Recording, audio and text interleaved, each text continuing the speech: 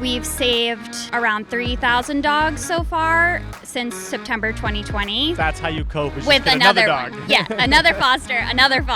Comes with dog hair would be a great tagline. Oh, it always comes with dog hair, yeah. Pushing packs with 260 a pound. We was down, probably had some product in your town, but now we back. Same straight for all my niggas, for all my fam. And I made about 10 racks up off these features in the end. For my grandma, hope she know that this for you and you and him. For my brothers, for my family, for my mama, for my team. I gotta stack out this gold. I tell you I'm on the road.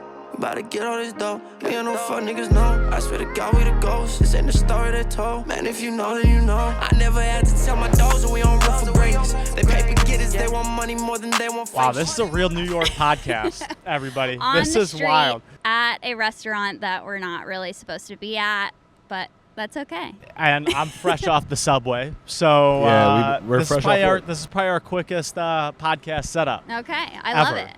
Talk about being versatile. We're This is everywhere. versatile. But We are definitely versatile, that is for sure. But we're here for a good cause. So we're here to talk to Jenny, and I'm just going to give you the floor and tell us Okay. like what you do, what you guys are about, and kind of like the process of in which you guys do your thing. Okay, sure. So we are a 501c3 nonprofit rescue. We're all foster based, which means we don't have a shelter location. So all of the dogs go into foster care instead of being in like a, shelter where they're not getting socialization or being with people. We rescue from all over the United States, and we've done some things with like Puerto Rico when there was like hurricanes and everything like that. We've saved around 3,000 dogs so far since September 2020. So it's a great, it's really, just something to be proud of and something that I really enjoy being a part of. Yeah, So this just started, pretty much? Well, I mean, during the pandemic, yes, exactly. Wow. So I have to ask, well, like, what made you like get into this? So September 2022. Yep. So less 2020. than oh, 2020. Oh, yeah, yeah. 2020. Sorry. I thought you Yeah, said yeah. 2022. That's Yeah. on me. Yeah, But yeah. still 2 years. No, that's 2 years. It's So- still. So what made you want to get into that though? Because during the pandemic, Yeah. to go like full circle, Yeah. it seemed like everybody was getting a dog or adopting a dog, which was good. Totally, So yeah. what made you want to go into like, no, I want to rescue? So if we can jump Emily into this conversation, which she's right over there and would love to speak Yeah, in. we could. She actually started the rescue. Yeah, have her pull up a chair. Just pull up a chair, Em. Yeah, I'm gonna make sure she's in the shot too, Yeah. real quick. You guys keep going. They want to know how you started this big shindig.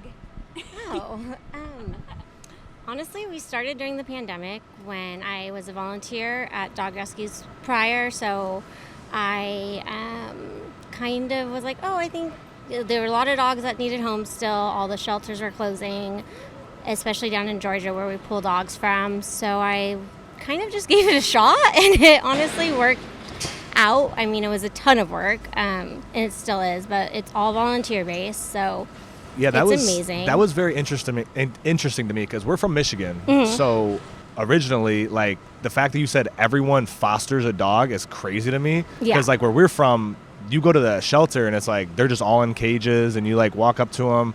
So like, is that like New York? That's how it works, or is it like no, that's how we operate because we want to like inclement the dogs? So I would say that New York is probably one of the states that's more ahead of it. I'm originally from California and kind of trying to start Waldos out there, and it's just a very different mindset. Right. So New York is much more, I think, open, and there were a couple of rescues prior. There's a handful in the city, so it is Right. kind of something that New York does, Right. and it hasn't really expanded through the rest of the country yet. That's interesting. How many dogs do you have at the house? Like, do you guys have That's to what like? My head first goes to like you guys run it, so it's like there's got to be some outliers where you're like we're taking you in. I have 2 of my own, and then I have a foster that I've had for 2 years. So Okay, cool. he's basically mine, but Basically. he's still up for adoption. If anyone has a very quiet home with a big yard A farm. and not much foot traffic, he'll do great. That's got to be the hardest thing in the world to adopt a dog, but then you have to give it up because you create a relationship Yeah. with that animal. Like they think you're their owner and then you give it away. Like that's got to be hard. So talk about that. Like, have you guys had any experience where you like fell in love with a dog? Yeah. And then had to give it up? We all do. I feel like it's especially your first one. I feel like that's kind of the hardest one because you don't really know what to expect. You kind of build this relationship, like you were saying, and then you have to give up the dog. And I think one of the things that's special about it, though, is you can see that there's a family that is going to be absolutely in love with that dog and like Right. really passionate about it, which makes you feel good in the end. And then you kind of just, our motto is you just take in another one, Yeah. and then you keep going. So you fill the void that you have. That's how you cope, is just with get another dog. one. Yeah, another foster. So then it starts to get a little bit easier, but there's definitely ones that pull at your heartstrings for sure. For sure. So I'm curious about, and sorry for the podcast listeners, we are literally on the street, so there might be a couple noises you hear. But I'm curious about like how important is it to adopt a dog from a shelter per se, than like, oh, I'm gonna go seek out this specific dog from a breeder. Like, how important is it? Like, is there are there numbers behind it? Is there like, because to me, like, I feel like my mom just adopted a dog a couple of years ago, but prior to that, we had always like just gotten a dog from someone, and now my mom's like, oh, I would never buy a dog that's not from the shelter. And I'm like, the best dog we've had came from a shelter. So I'm just curious, like, what your guys' thoughts on it, how important it is to actually go to the shelter, find a dog that you like, rather than just like go online to a breeder or whatever. Yeah, I mean, I think patience is probably the biggest thing if you have a very specific dog that you want, but breeders have given so many dogs, and every breeder is different, but the whole application process and everything is typically a little bit different. So these dogs become 5-7 years old and they're being given up. Right. So then they end up at the shelter. So if you're patient, there's pretty much every rescue for every type breed of dog Right. imaginable. So you just have to do your research Right. and literally just be patient. Like, we work with breeders a lot because down south they're completely different than how they are here, so they basically would just get rid of the dogs Right. that are too old and that they don't want to use anymore. Yeah, super sad. Yeah, it's That's awful. crazy. So, Yeah. and they come in looking terrible. We have 3 coming on today's transport from a breeder, Yeah. and they're like 8 years old. Their teeth are like all falling out. It's so sad. Yeah, that's terrible. So I really do think it's just important to kind of do your research. Right. I feel like people do research on so many things, but like getting a dog is something that people don't really seem to research much about. I feel like It's dogs are very very- impulse to like the average Yeah. person. They're like, oh, I want a dog. I'm lonely or something. And then they get a dog, and then they're like, oh, I have to take care of a dog. Yeah. And that's been like one hindering from us, because like we love dogs, and we've like, man, we wish we had a dog. And then I'm like, yo, we work 18 hours a day. Like, there's no, like, right now we don't have time. And we come from Michigan, where it's like our dogs used to open up the door and they just run and then they come back in. That's like what here, Rivington needs. like here, Viv needs to go to Michigan. exactly. And I'm like, here, I'm like, I will couldn't, drive him there. I couldn't imagine walking a dog like 4 times, 5 times a Yeah. day, and it's like there's a lot into that. Yeah, It's a full-time job. I'm curious, like, do you guys see a specific breed that's like more common than others? Like, I know when I lived in Texas, you like endless pit bulls, and like, is that kind of the similar here, or is there, like, you guys, like you said, get a wide variety? It's kind of mixed, I feel Yeah. like. I mean, a lot of the time, dogs are kind of, we say they're mixed breed. We never really No know one too much knows. what they are. Yeah. But I think we see hounds. We see, like Emily was saying, we get a lot of breeder dogs. We have 2 golden doodles coming up that were like owner surrenders, pugs. So Yeah. there's definitely a wide range of. Interesting. So yeah. you can kind of find whatever you're looking for. How many people do you have on like the adoption list? Like, how many people are getting? So like, if you're on that adoption list, are you coming in and be like, I'll adopt that one, or you're like, hey, you're getting this one, or like, do they have any say with it? Yeah, so they, since all of our dogs are in an individual foster home, people apply for a particular dog, and then we have a group of application screener volunteers that then screen their application and approve it prior to it going to the foster home. So then once it's approved, they'll put them in touch with the foster family, and then foster family and the adopter will arrange a time to meet, and then they'll come and they'll meet and they'll make their decision. But we don't have a facility where we have like a ton of dogs Yeah. that people can come and look at. It's good and it's bad. I mean, I think it's great this way. The dogs all get hands-on and like one-on-one attention, where sometimes sure. if you just end up with a ton in kennels, you kind of, there's not necessarily always people there to like entertain them and take them out and stuff. So Totally.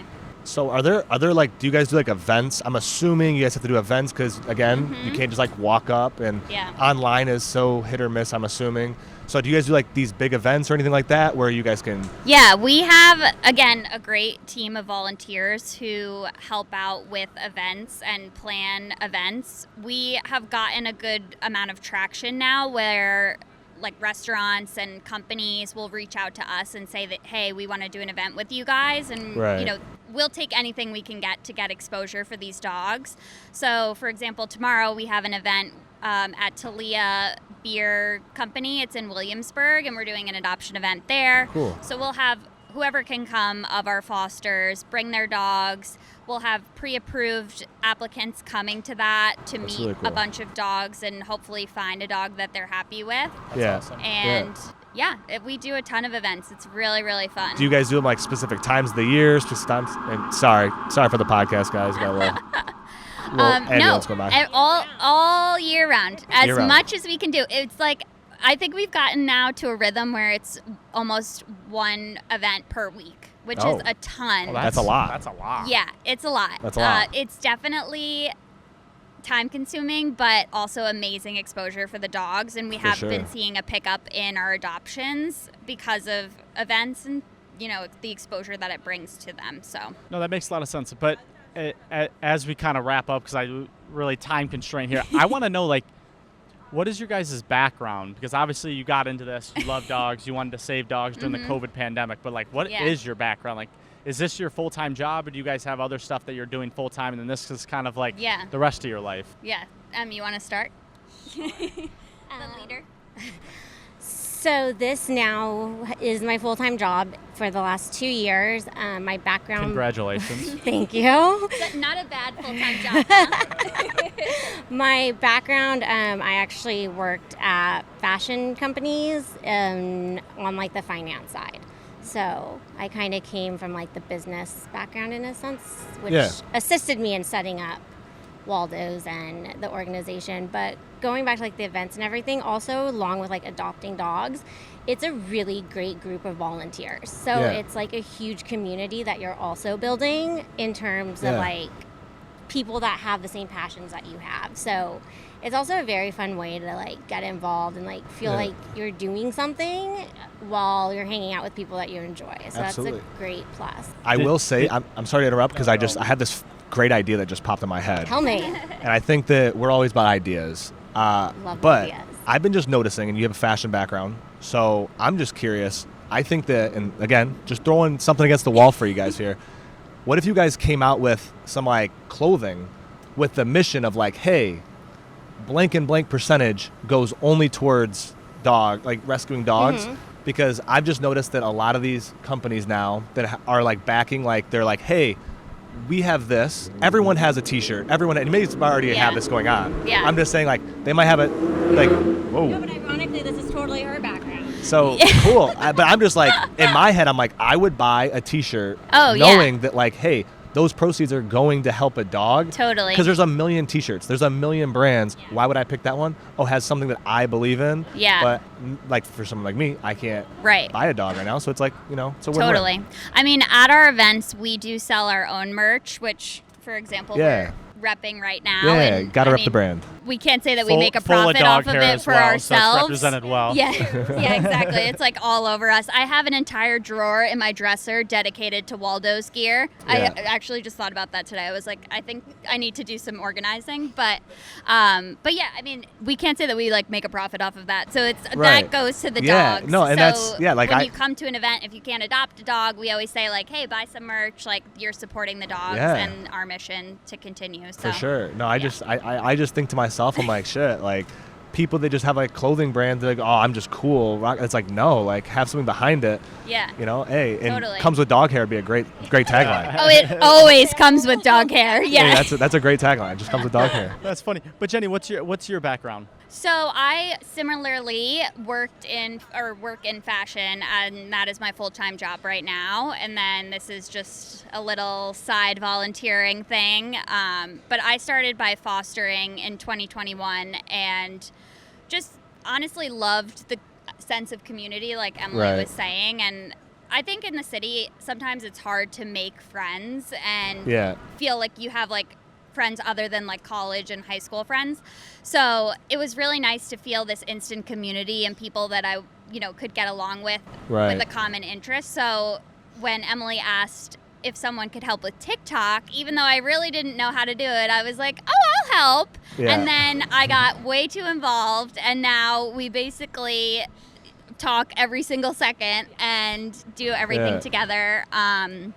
And we have a great group of friends and volunteers that we partner with. So it's really special. That's I awesome. love that. And I just want to say, just to wrap up, if Yeah. if you guys could like plug yourself for a second, like one, where they can follow you, Yeah. and two, if they want to volunteer, where they can reach out. Yeah, totally. So, our Instagram is probably the best way to reach out to us. So it's Waldos Rescue on Instagram. And you can DM us if you want to get involved. There's a foster application on our website to foster.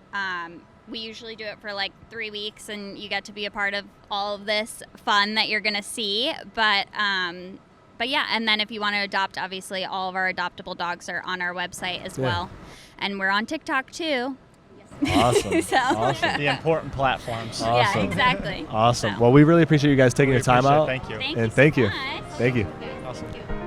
All right, we're at Waldo's Rescue. Just wrapped up a podcast. They're about to get a truck full of dogs. I'm not here to help. I'm here to pet the dogs. All right? So here we go.